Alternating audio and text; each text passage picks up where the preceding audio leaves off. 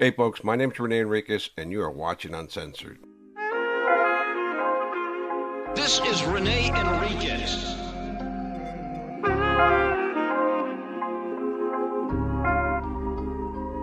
Nickname Uncensored.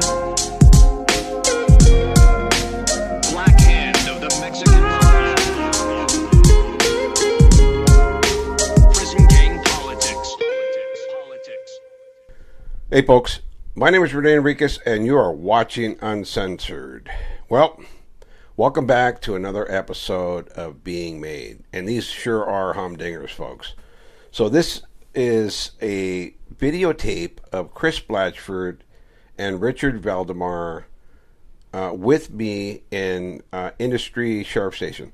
So, for those of you who have never seen an episode before, this is me and Chris Blatchford interviewing about my experiences in the Mexican Mafia. From this videotape, we extract the manuscript for the book, The Black Hand. This is really where it was born.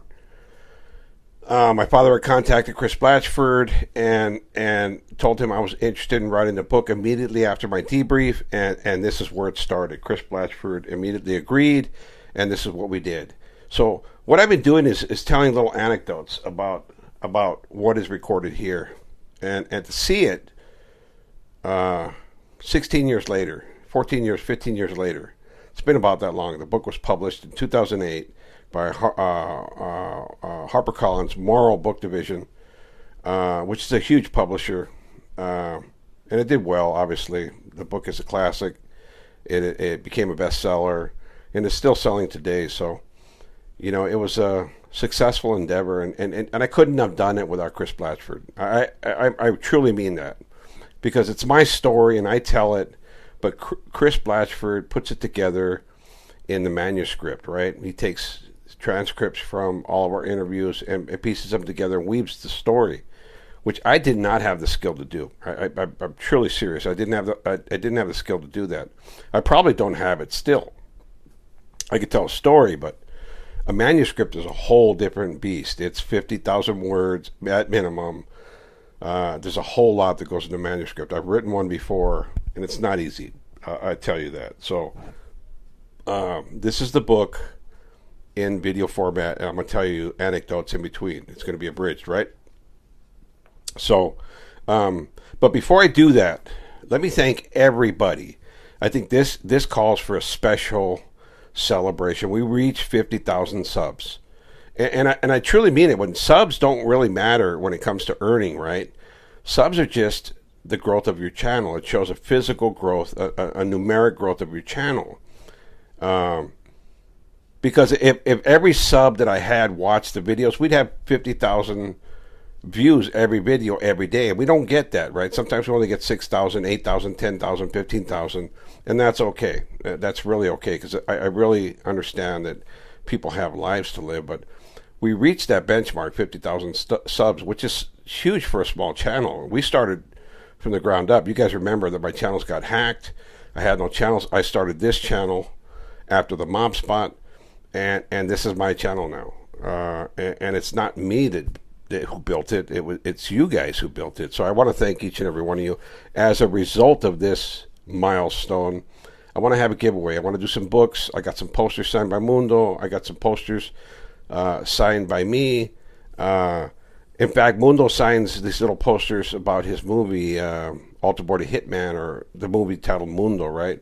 So I'm gonna give those away. I have quite a few of those. I have some books, and I'd like to do another giveaway for Patreon as well, to include those people. But I'm going to say this flat out. It's going to be for members only. This is going to be for members only, the giveaway. We might give away some posters to some just subscribers. I think that's fair, because you guys are the backbone of this too. I can't exclude you guys from it. Everything you guys have done has been truly appreciated. And I mean that. I truly mean that. I know other channels, you know, they mouth those words, but this channel wouldn't exist without you guys. It really wouldn't, you know. And that's why I always say, this is your channel, not my channel.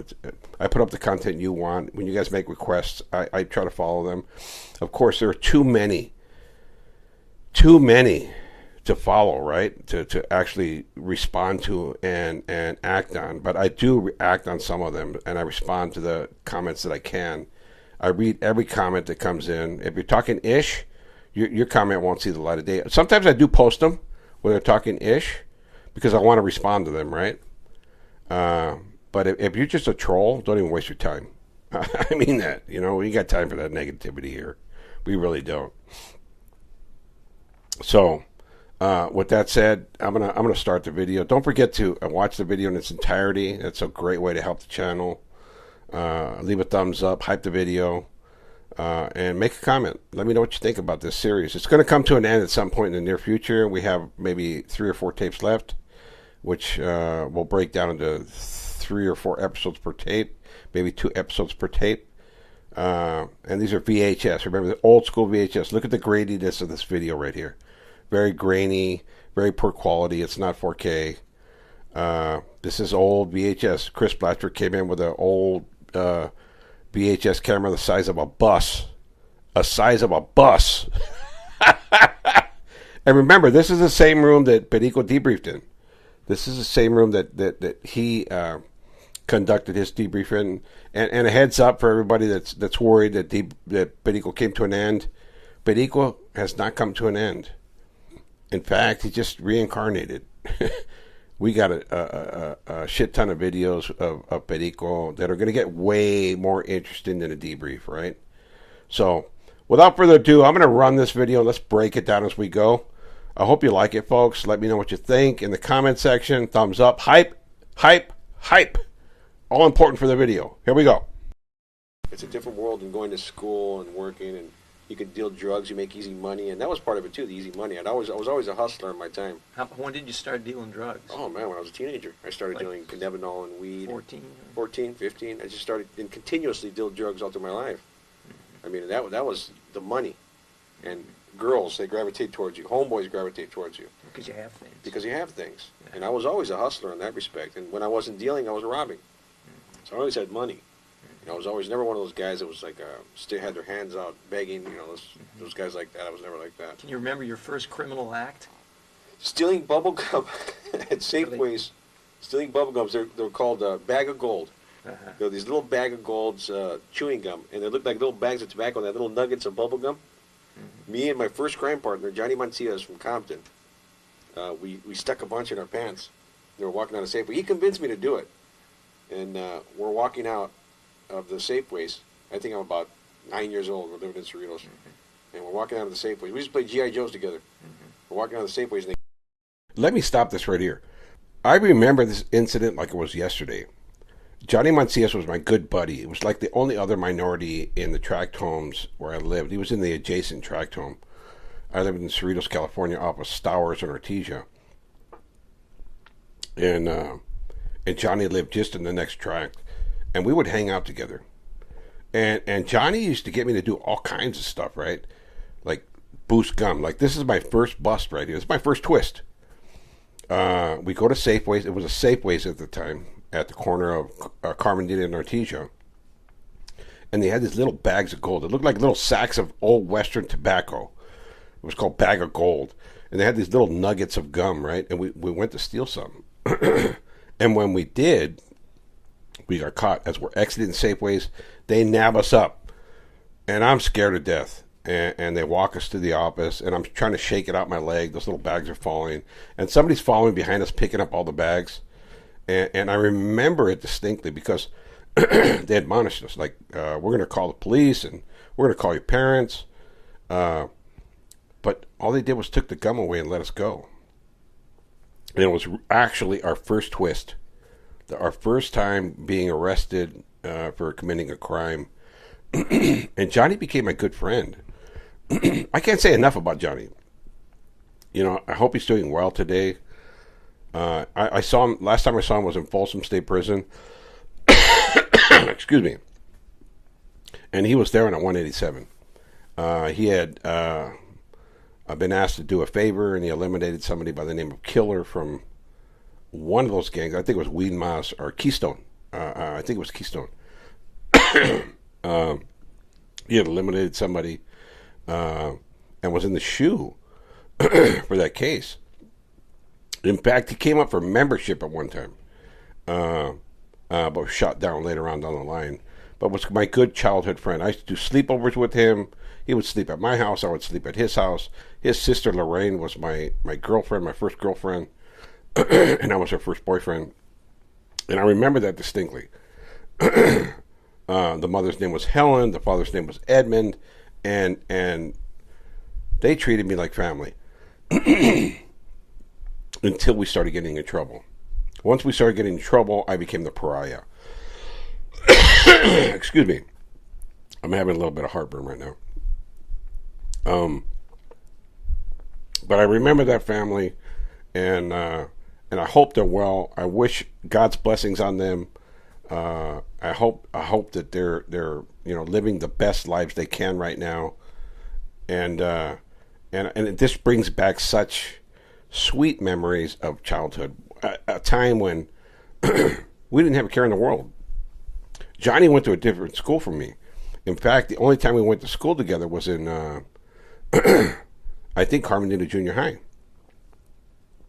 That's the only time. And then later at Cerritos High. We went to Cerritos High together, and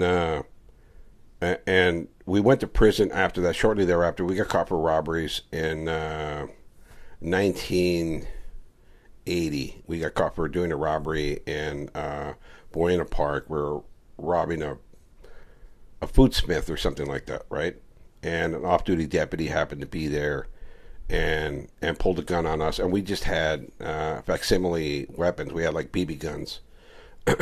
An officer pulled out a gun who was happening to be shopping there, pulled out a gun on us, arrested us, and we went to prison for like 24 robberies. And Johnny took a plea bargain. I took a plea bargain. Johnny Mancias took a plea bargain. I took a plea bargain. And we went to prison together. We got separated, and I last saw him in Folsom State Prison. And he was in the SHU. We were in SHU 2 together. And you know who loved him was Joel Morgan. Joel Morgan loved Johnny Mancias. I don't know why, but he just, like that, adopted Johnny Mancias. That was his boy. And I happened to get in at that time. I got made. Johnny was put up for membership and was shot down later. But he could have been a Carnal. Johnny put in work that other people wouldn't do. And you got to give him props for that. He's living his best life now. I don't know what he's doing. I don't know where he's at. I don't know where the family lives. And God bless him. But this segment right here reminds me of my childhood. And brings back very sweet memories. Let's continue to run the tape. Grab us both by the collars. Say, get over here. It's a typical. Mm-hmm. It's like out of the movies. Out of the movies. They grab us by the collars and they walk us back into the store. And as I'm walking, I'm shaking my leg, shaking the gum out of my pant leg. And it's falling out of my pant leg. It's hilarious. I mean, this is a typical, comical bust right here. And they took us in the office of Safeway. They told us, don't you ever steal again. And we're going to call your moms. They took our phone numbers and let us go. Scare tactic. They never called our house or anything. Mm-hmm. And I didn't go back to the store for about 6 months. And then finally I showed my head around. The manager looked at me and gave me the look. And I was okay after that. Then when you said you were 12, they sort of jumped you in. Yeah. They jumped me in. As a matter of fact, my brother was already in Artesia. And we're hanging out in a street over there called South Street. It's where my brother's wife, he eventually married this girl and had kids from her. And that's where they lived. And it was one of the biggest gang houses right there. It's like the ghetto area, the seedy part of the neighborhood. This is the other side of the tracks. This was actually a part of the hood called the 190s. And that was like the ghetto of the ghettos. There was another part of the neighborhood called the ghetto actually in Norwalk, right? But this was the ghetto of the ghettos. This was the hood, right? And this was the Guerrero family. And they lived right off of South Street. And I remember that area well. My brother was with Connie Guerrero, who became his wife, and my sister-in-law. She ended up dying. My brother ended up passing away. But that family was like hood, right? They were a real hood. And that was my first real exposure to the neighborhood, right? Because those are the guys that jumped me in. Let's hear the story now. Cerritos. No, this is in Artesia now. Artesia. By Pat Nixon Park. As a matter of fact, you remember Pat Nixon Park where they have Pat Nixon's house in Artesia, California on South Street North Boulevard? Those guys are the ones that burned that place down. It's a historic landmark. They burned it down. That's how bad these guys were. Little terrible guys. And I'm walking with these guys that burned that house down one day, shortly after that period. And we're walking towards something. We're walking. It was my homeboy Apache, Bobby Guerrero, and another guy named Sparky. I forgot his real name, but he used to hang around us. He's like the straggler. Like a hobo, homeboy, kind of. And we took him in the fold. He used to stay at our house and everything. So Mark, my brother Mark, is at his girlfriend's house with her in her room or whatever he's doing. And I'm walking with his homeboys, my brother's homeboys, and they pull me behind the gas station and say, "We're going to jump in." I said, "No, I don't want to be in the gang." They just beat me up. Boom, boom, boom, boom. I remember they socked me in the stomach and knocked the wind out of it. They made me cry. I was a kid, like 12 years old, and this wasn't my exposure. I wasn't used to this kind of stuff, and they beat the bark off of me. So I guess I got a little teary-eyed, a little sniffly. I said, "Hey, knock it off. Homeboys don't cry." And after that, I just, all right, I don't want to be a tough guy. I didn't get teary-eyed. I was bawling like a little bitch. Not a remarkable start for a mobster, right? I remember that. I remember I was scared. I was scared to death that they were going to beat me up, right? And these are older guys, maybe 5 or 6 years older than me. They were teenagers, and I was just a kid. And they dragged me behind the gas station, and they just beat me. And I was crying, and snot coming out my nose and everything. And they picked me up after, and they just said, hey, don't cry. You're a homeboy now. And they told me to, don't tell your brother that we beat you up, right? So I didn't for a few days, right? But after that, it was like I was a homeboy. I want to be one of you guys then. Did you go out and get the tattoo then? No, I didn't get the tattoo till later. I mean, one of the first ones I got was on my shoulder. Right here it says Rene. My brother did it to me. We broke open my mom's shaver, the little leg shavers. I don't have those tattoos anymore. I don't know if you've noticed, but I've undergone a process of tattoo removal. My arms were sleeved, and you could see that, right? I don't have those anymore. I'm just a normal Joe now. Loving it. Being a normal Joe. We broke it open, and he tied like a rudimentary needle to it and just worked it on me.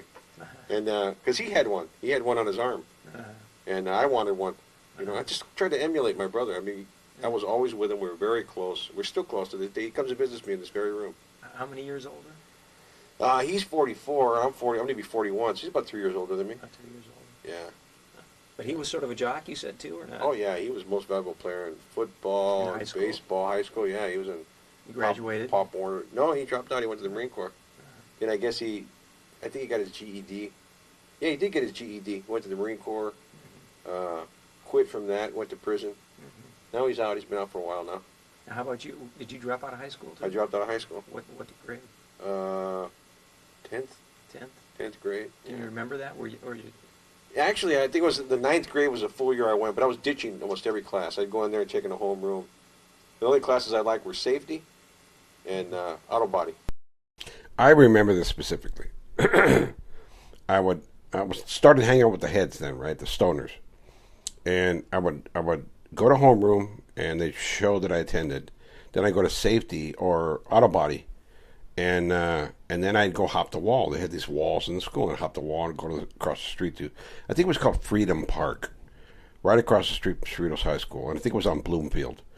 And we'd go there, and all the heads were there. Everybody else that did school was there, right? All the stoner chicks, all the stoner dudes. I'd go there, and we'd get high. That's all we do. We'd look for a party. Where's the party at? Where's the kegger at? They used to call it keggers, right? That was a kegger party. Somebody bought a keg of beer, like 12.5 gallons of beer, and they would have a party. And they would charge like $2 a head to get in, and we'd pay the $2, and we'd go get drunk. And we'd do that almost every day. And then there was the big parties on the weekends, and that's what it was about. I wasn't really running with the homeboys at that time. I got jumped in the hood. I did some work for the hood. But this was my stoner phase in high school. It was really my stoner phase. And I get it. Like, people think Mexican Mafia member, stoner, right? But that's really what I did. I went to rock concerts. I went to, like, Cal Jam. I went to Peter Frampton, yes. I went to ZZ Top and Yes, you name it. I went to the concert. I was there, right?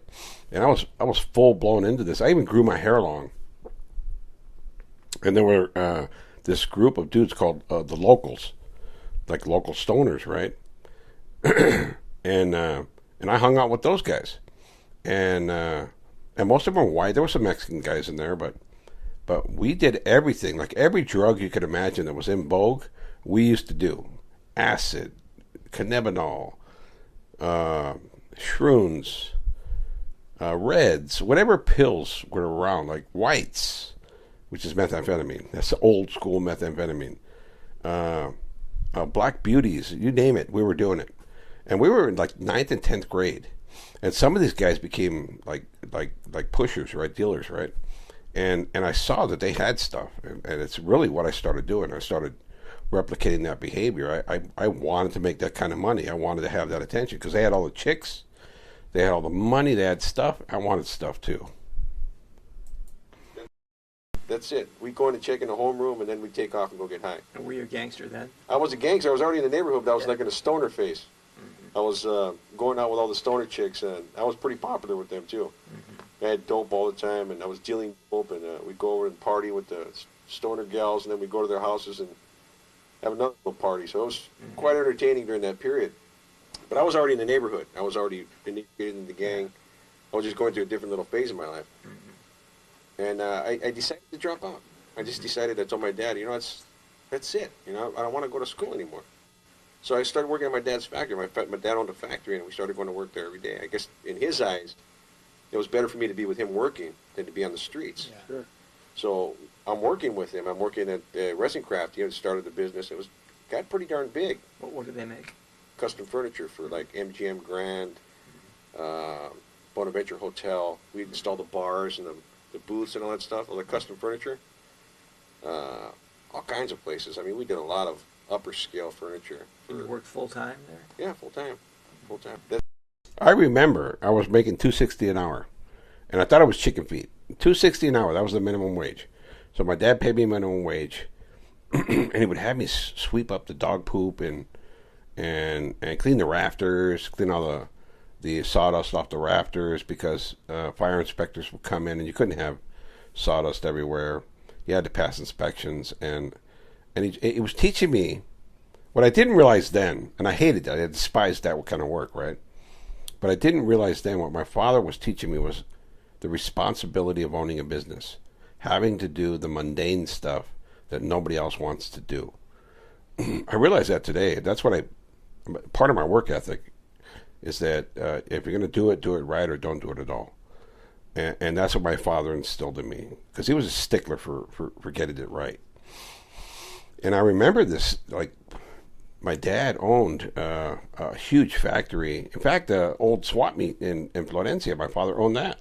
All that property on 65th and Alameda for one whole block, my father owned. My father was doing well, but he was paper rich. My father owned that, a liquor store. The company owned all the properties that my uncles lived in, and we owned 40 acres or 80 acres in Barstow and 5 in Lancaster. My dad was doing well. He was living the American dream, but I thought it was a nightmare. I thought it was a nightmare because I had to do the labor, the manual labor, and I didn't appreciate it. I thought, I'm the president's son. My father's the president of the company, and he has me picking up dog poop and sweeping and doing all kinds of stuff, right?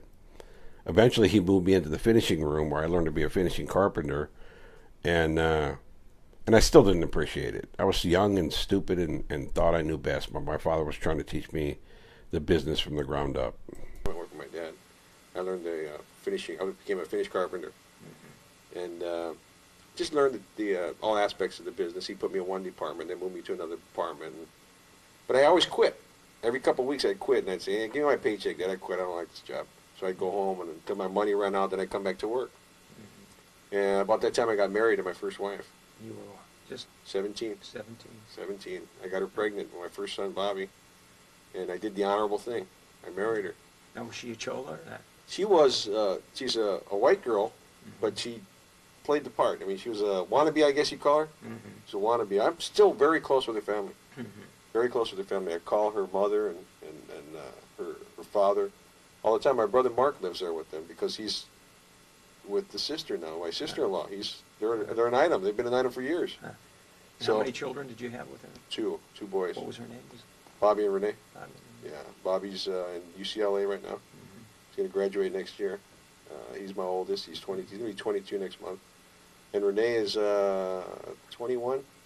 He'll be 21 in October. He's in Arizona, working out there, living with his girlfriend. He's doing well. He wants to come back here eventually. And I married her. I had the first son when I was out in the streets, and the second son in San Quentin. We used to get McDougal visits pretty frequently there. And she stayed with me all throughout the period of my incarceration. Towards the last couple of years, she left me. You know, we decided on a mutual agreement that we're going to get divorced because she got pregnant from somebody else, and we got divorced. When was that again? Oh, probably 86. Right after I got in. Yeah. I got in. As a matter of fact, I told her I was getting in, that they were going to get me in. She came to visit, and she said, I'm going to leave you if you get in that thing. And I had actually already made my bones, and I told her, I said, you know, you better not work for my dad. I remember that.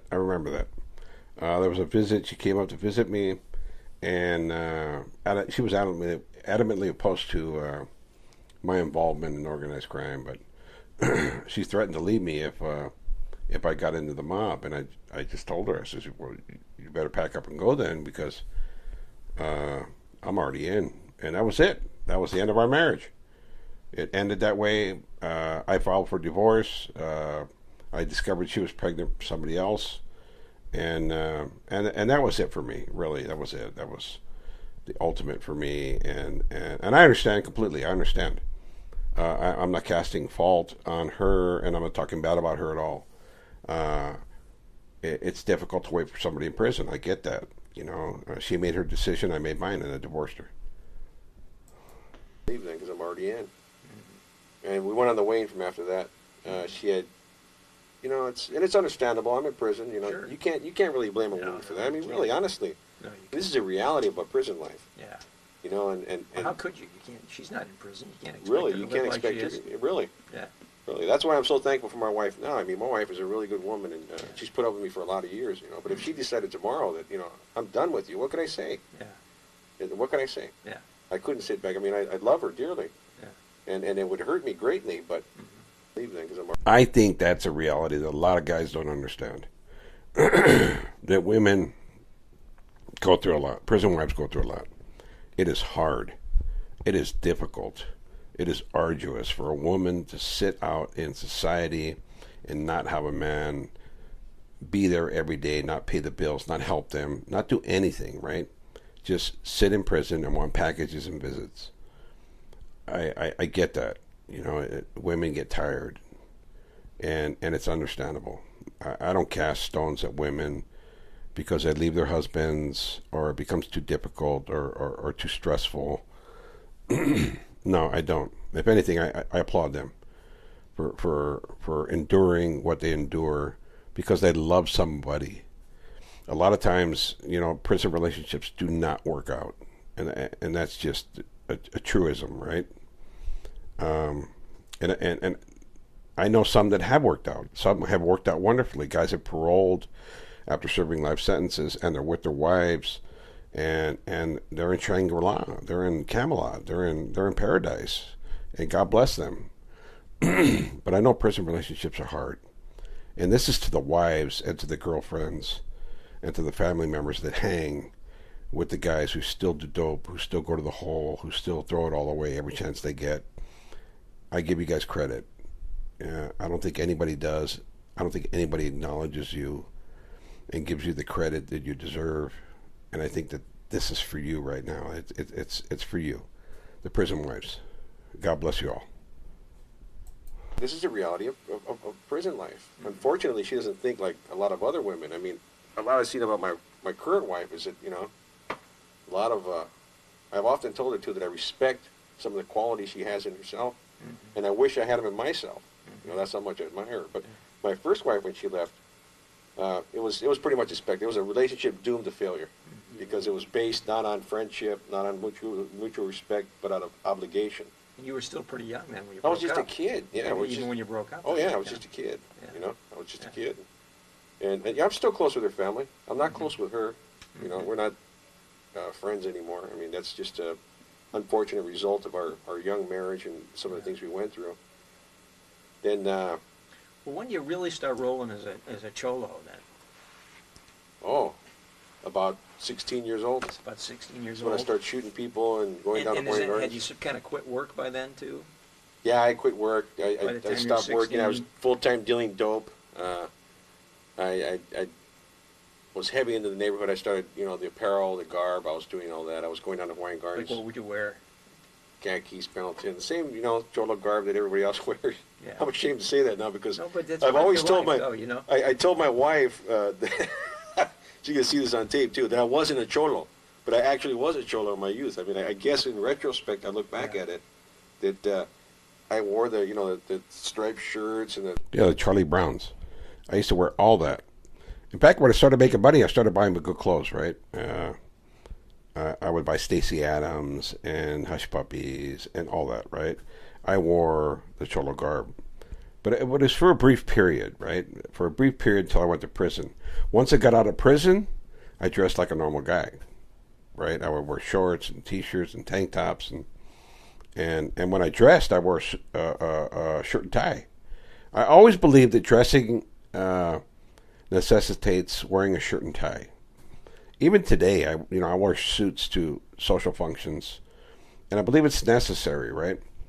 Like you go to funerals, court, weddings, you have to wear a suit.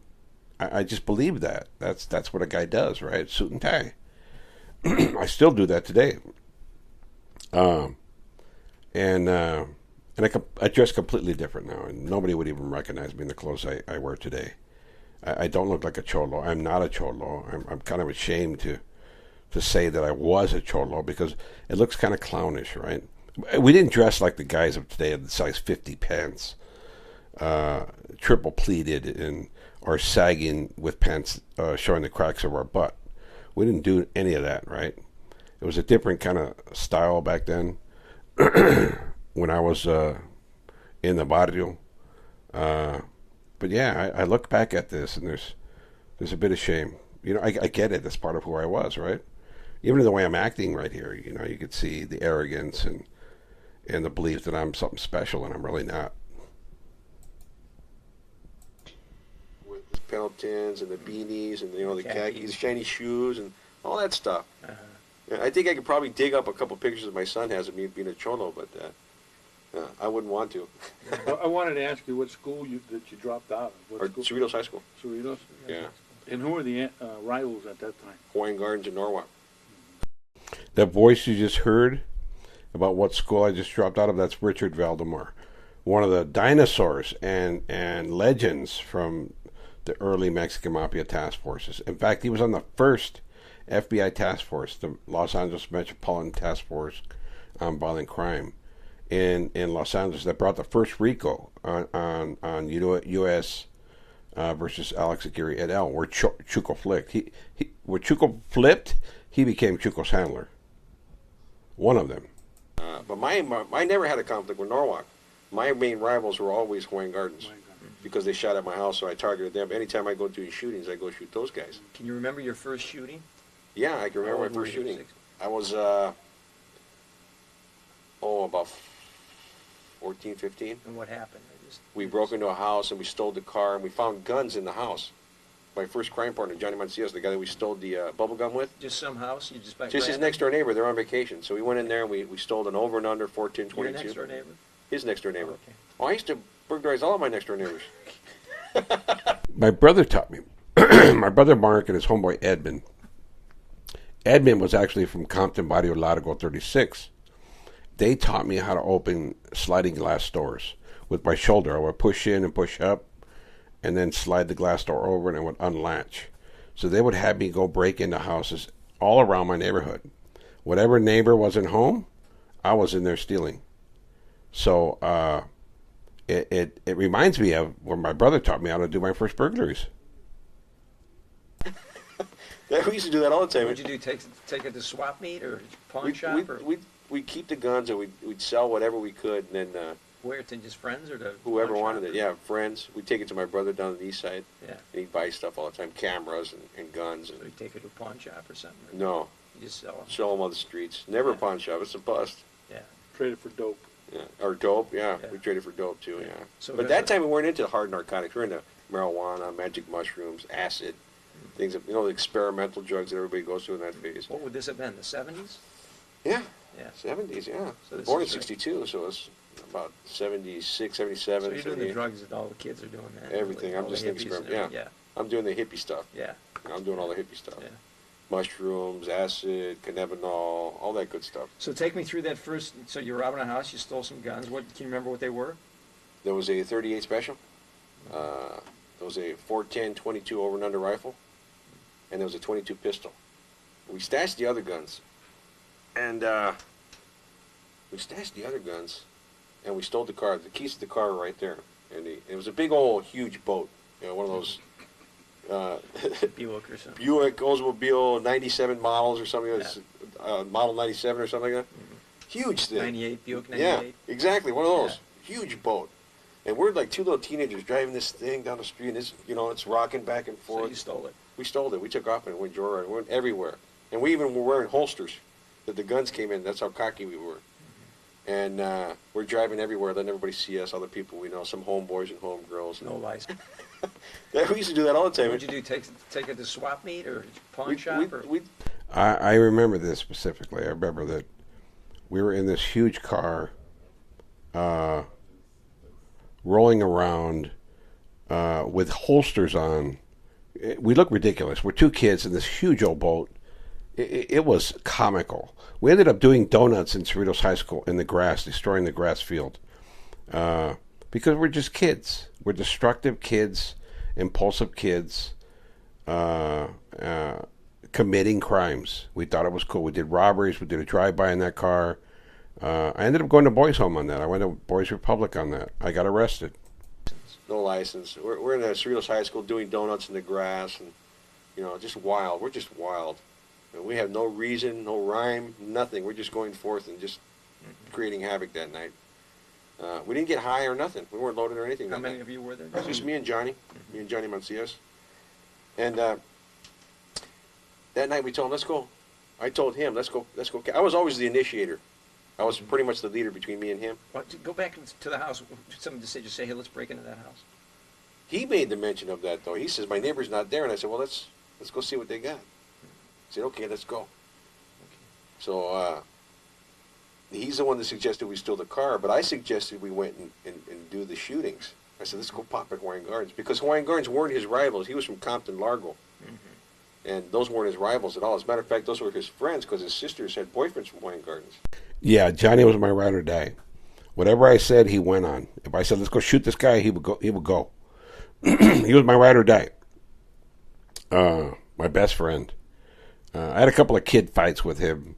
We nubbed in the front yard, and we argued over girls, and that was it. But I talked to him once after I got out of prison, but I never called him back.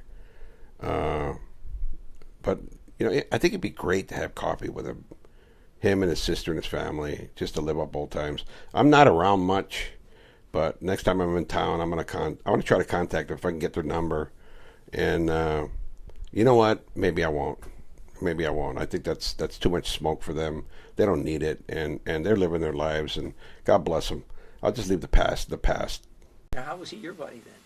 He lived in the next track over, and we were the only two Hispanic families in the community at that time. We were the only minority. School, primary? Yeah, school. We ran together, and my older brother Mark was his friend with his brother, What was his name again, this guy? Johnny Mancias. He's still alive in prison in Arizona. Yeah. As a matter of fact, he For doing life or? no, he's just doing a brief sentence. He was a camarada of the organization before he dropped out years ago. About 10 years ago, he debriefed. He put in work. He'd done some serious hits for the organization. You mentioned his name, the Park. Now, how was he your buddy then? He lived in the next. Oh my gosh, that was just getting interesting. I remember Johnny really well. He really was a camarada, not these new Vogue camaradas that name themselves and affix the title to themselves. Johnny was a real camarada. and we were young at that time. We were kids. I was 22. Johnny was 22 or 23, and we were with the big boys at the big house in Folsom State Prison in Shoot 2. And we had both done work. Johnny had did an elimination. I hadn't done one yet, and Johnny got his feet wet before me. But he was blooded. You know, I heard that he's doing well. He's living a normal life, and God bless him. God bless Johnny and his family, Lorraine, and Helen and the entire family. But this really took me back to that time. I haven't thought about them for a long time, so you know, good memories, good memories. With that said, folks, that'll wrap up this episode of Being Made. I hope you appreciate the in-depth annotations here and the interpretation that I give you, my memories that I give you during the recording. As always, hit the like button, hit the subscribe button, leave a comment, and most importantly, leave a hype. All right, folks. Until the next episode of Being Made, peace out. Stay safe. Peace. This is Rene Enriquez.